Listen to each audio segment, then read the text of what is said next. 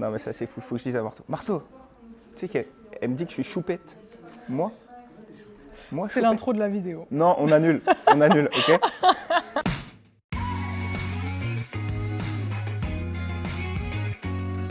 Bon alors déjà, bonjour, Max Pay. Enchanté. Je t'appelle Iman. Max Pay ou Maxime? Max Max. Pay. Je suis un artiste. Est-ce que t'as toujours eu ce pseudo? Ouais, depuis que je suis tout petit. Depuis que t'es tout petit? Depuis que j'ai genre 10 ans, je pense. Ok. Parce que je jouais beaucoup aux jeux vidéo. Et tu sais, sur l'ordi, il fallait mettre un nom d'utilisateur. Max Pay. Et depuis, j'ai gardé. T'as gardé Parce ça. que j'avais pas d'autres idées et à la fois, je trouvais ça fun, donc j'ai gardé. T'as commencé la musique en plus hyper jeune. La musique, j'ai toujours baigné dans la musique chez moi. Parce que mon père faisait de la musique. Enfin, tu sais, guitare, batterie, donc notre salle. Ok. Enfin, vraiment, si je te fais un schéma, notre salon, c'est plus un studio de musique Ok, qu'un trop stylé. salon. Enfin, il voulait toujours me faire apprendre la guitare. Il n'a jamais réussi. Ça fait autre chose. Et du coup, arrivé au lycée, j'ai commencé le rap. Et là, c'était cool. Tu le dis souvent que tu préfères la scène. Ouais. Pourquoi? Et qu'est-ce qui fait que la scène, ça te fait vibrer? Comment t'as commencé à monter sur scène et tout? En fait, j'aime bien le studio, mais pour moi, le studio, c'est vraiment le moment compliqué. Tu sais, créer de la musique, en vrai, c'est dur. Tu vois, c'est le moment où tu testes, tu fais des choses bien, des choses nazes. Et c'est vraiment le plus long. Et en fait, arriver sur scène, c'est là où juste tu kiffes et tu profites avec les gens. Ouais, moi, ce que je kiffe de ouf dans les concerts, c'est les intros de concerts. C'est tellement un moment de ouf où tu sais, il faut que ce soit spectaculaire, faut que genre c'est la première impression que tu vas mettre à ton public. Donc je pense que je ne miserai pas tout sur ça, mais moi à l'Olympia, le jour où tu me vois arriver à l'Olympia, une intro qui claque et après c'est l'habitude, on fait kiffer les gens. Ouais. Toutes les heures en studio à créer, c'est là que ça se joue en vrai. Tu kiffes le partage dans la Ouais. musique. Moi je déteste être seul. De manière générale? De ou manière que dans la générale, je musique? déteste être seul. Ok. Je déteste être seul en général, mais par contre, quand j'écris, je suis seul. Puis en fait, la musique, j'ai commencé avec mes meilleurs amis d'enfance, où en fait, c'était juste, on kiffait la musique, moi je kiffais écrire, un pote qui kiffait filmer, l'autre faire des covers, donc on bidouillait nos morceaux, enfin, c'était éclaté au début, mais en fait, c'est limite les meilleurs souvenirs que j'ai, parce que c'est la période où tu es juste en crash test, Ouais. tu fais des choses, t'es grave innocent, donc tu t'en fous du regard des autres, tu postes, enfin, avec du recul, je réécoute les premiers morceaux, je suis en mode, mais on était vraiment des malades d'avoir mis ça sur internet, mes premiers degrés. Et puis on était là dans les couloirs du lycée en mode c'est trop bien, mais en fait c'était éclaté. Quand tu as commencé, du coup, tu as commencé à faire du rap directement? Ouais, C'est direct. Direct, t'es rentré Ouais, là-dedans. direct du rap. Après, je pense que mon rap est très influencé par d'autres styles de musique. Enfin, même si le rap est hyper varié aujourd'hui, ça reste très cadré et il y a des influences dans la pop, par exemple Dua Lipa.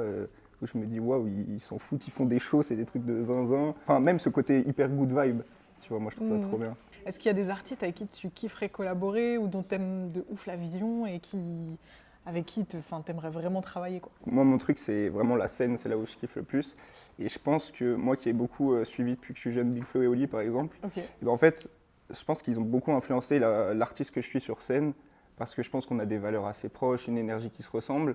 Et j'ai tout de suite kiffé en allant les voir en concert, l'énergie qu'ils offraient à leur public. Tu vois, c'est des gars, ils se donnent à 10 000 sur scène. Et je suis en mode, ah ben en vrai, moi, je veux quelqu'un qui vienne me voir en concert. Ils sortent et ils se disent, ouais, il s'est donné, il m'a envoyé de l'amour, il m'a fait du kiff, tu vois. Est-ce qu'il y a un morceau particulièrement que tu conseillerais aux gens d'écouter pour vraiment comprendre ta DA à 100% et savoir complètement quitter? Bah, sur le dernier projet, je pense que Rendez-vous à l'Olympia, c'est le morceau. Tu te l'écoutes, Enfin, pour moi, c'est le morceau qui pose l'ambition que j'ai dans la musique et qui je suis. Et c'est vraiment ce truc un peu ego trip, mais avec les paroles de qui je suis. Et c'est, je pense, dans le projet, le morceau finalement où je parle le plus de moi. C'est un banger. Allez streamer ce son, les gars. Enfin, t'es quand même vachement actif sur les réseaux sociaux. Ouais. Tu postes pas mal de vidéos et tout. Pourquoi? Est-ce que c'est juste de la technique marketing ou est-ce que c'est aussi une partie du personnage que tu kiffes, quoi? Enfin, on va pas se mytho, tu es un artiste émergent. Tu pars du principe que tout le monde en a... Enfin, c'est ma vision, mais pars du principe que tout le monde en a rien à foutre de ce que tu fais. Et ta mission, c'est tu vas voir des gens qui en ont rien à foutre de ce que tu fais et tu dois les convaincre d'aller écouter ta musique. T'arrives à gérer ce truc-là d'avoir des critiques plus ou moins constructives sur ton travail? C'est vraiment Ouais, arrivé ouais. que des potes à toi, ils te disent Ah, c'est pas ouf? ah oui, j'ai eu des situations où je faisais jouer un truc. Moi, j'étais trop content. Je suis arrivé en mode, les gars, j'ai un hit. Et ils m'ont dit, ouais, non. Et vraiment, tu dis, C'est bon, terrible! ouais. Et en plus, du coup, t'es autodidacte sur tout, quoi. Ouais, tout. Je t'avoue, les soirées à bouffer du tuto YouTube pour apprendre. Mais c'est trop bien. Enfin, tu te dis, demain, je peux enregistrer un gars, je peux mixer un peu, je peux coacher quelqu'un sur scène. Tu te bloques pas dans ta propre sphère de ta musique et tu peux t'ouvrir à d'autres choses aussi. Ouais, parce qu'en plus, il y a Maxpay et il y a Maxime à côté. Et on voit quand même la différence, Ouais. tu vois. Moi, je pense que c'est Maxime, là, sur le canapé. Je pense qu'il y a le Max Space sur scène, le gars hyper sûr de lui, je caricature, mais un peu stylé, qui vient ambiancer les gens. Et quand je Un sors- peu stylé, un tu peu, très stylé, très stylé. Les gars, je suis une star.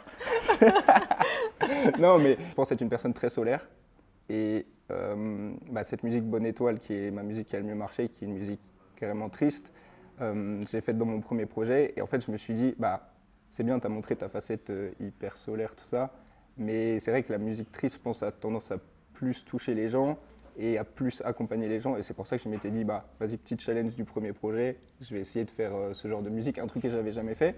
Et bizarrement, ça a vraiment bien marché. Ok. Donc, d'un côté, tant mieux, parce que j'ai reçu plein de messages de gens qui me disaient ouais, ça m'a aidé et tout ça. Donc, d'un côté, tu te dis trop bien. Mais c'est pas non plus la facette que tu as envie de montrer aux gens. J'ai montré le Max Pay sur scène, mais montrer qui je suis perso. Et je pense que tu peux toucher les gens avec tes histoires à toi, de ta vie de tous les jours, qui, même si en vrai de vrai, j'ai pas une vie de zinzin, genre j'ai une vie un peu comme tout le monde, mais je pense que les gens se reconnaissent aussi là-dedans. Tu sais que t'as un peu une vibe à être dans un boys band, moi, je trouve. Oh, c'est terrible, ça pourrait être fun. Hein. Ouais. Par exemple, le morceau Dans mon monde Mhm. du projet, la première fois que je l'ai fait écouter à certaines personnes, ils m'ont dit What, c'est de la pop ça? Donc, du coup, t'es OK avec mon projet boys band ou pas? On verra dans 10 ans. Peut-être dans 10 ans, tu me reposes la question. Là, t'es dans l'âge où il faut rentrer dans un boys band. Après, c'est plus, tu vois. Justin Timberlake, il était dans NSYNC à la vingtaine. Hein. Ouais. Non, on va rester concentré sur le rap du coup. Qu'est-ce que tu as envie qu'on te souhaite si on devait demander des choses à l'univers pour toi? Qu'est-ce que ce serait? Oh, que ça continue, de l'amour avec ma famille, mes proches et du kiff dans la musique. Ok, Donc, ça c'est Maxime et Max Pay, la rockstar. Casser des scènes, casser des festivals, je veux tout casser, ok? Mais qui est Max Pay? C'est la question qui secoue les réseaux. Tout a commencé avec des affiches dans le métro parisien. Il veut remplir une salle à Paris, la Java, salle mythique où Edith Piaf a fait ses débuts. Son véritable talent, le rendez-vous est acté le 10 janvier 2026. Il donne rendez-vous pour son premier concert parisien en tête d'affiche. Certains parlent de génie, d'autres crient à l'imposture. Mais une chose est sûre, tout le monde en parle. Max Pay. Max Pay. Va-t-il réussir à relever ce défi? Pour le savoir, rendez-vous le 10 janvier à Paris.